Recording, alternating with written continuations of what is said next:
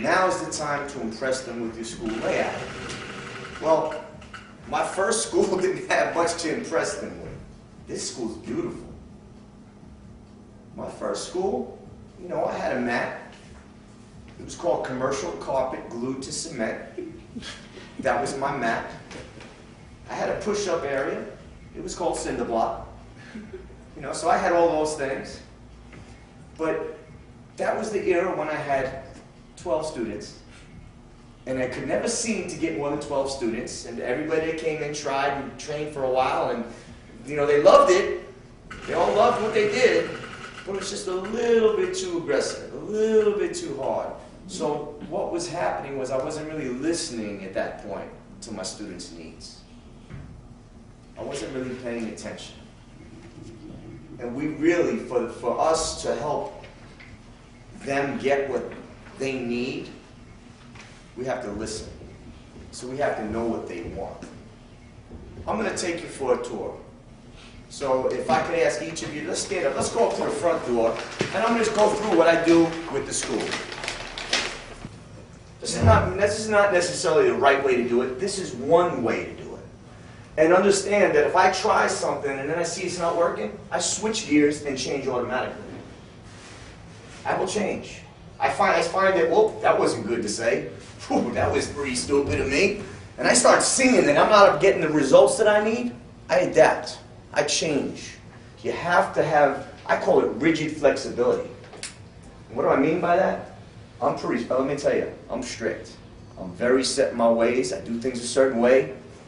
I. You hear that word?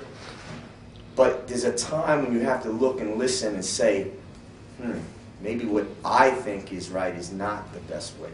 And I need to change slightly and modify my behavior. So I call it rigid flexibility. When a student comes into my school and they walk in, they don't know what, the hardest thing for them to do is open that door and walk in here because they don't know what's on the other side. So I walk in and I smile. My first thing, smile. Us! How are you, young man?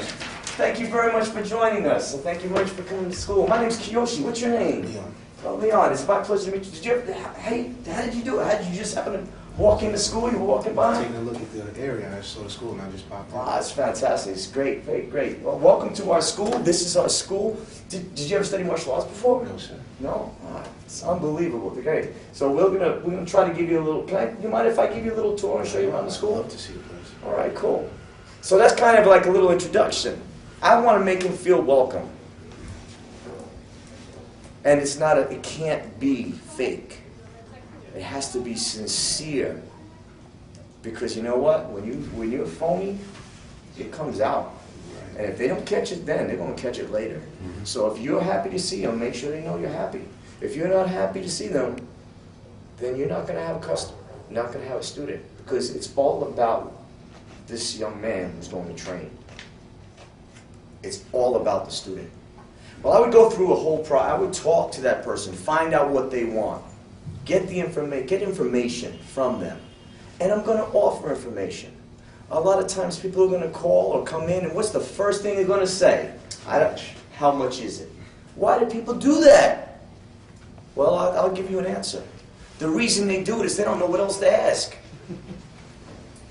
Does anybody ever give you instructions on how to search for a karate school? No. What's the first question? Logical questions. Well, how much is it? How much for what? And then the thing is, you got to take control of the conversation. You have to ask the questions because they don't know what to ask besides how much is it.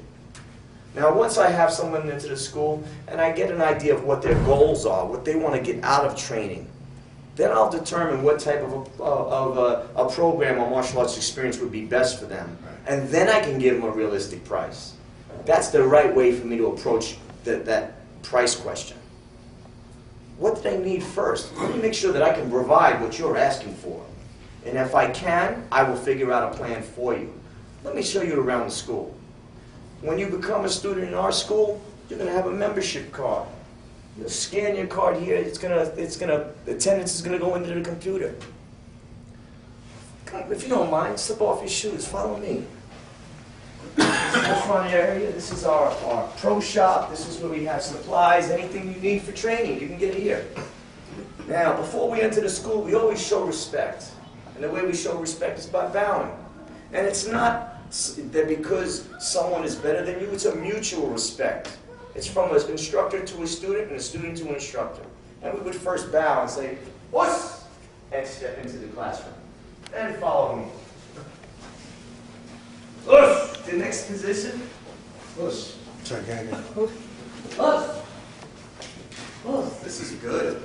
You guys are good. You're all fantastic students. Wuss. But the next thing that we would do when it's coming into the school is the students would put their bags underneath the benches.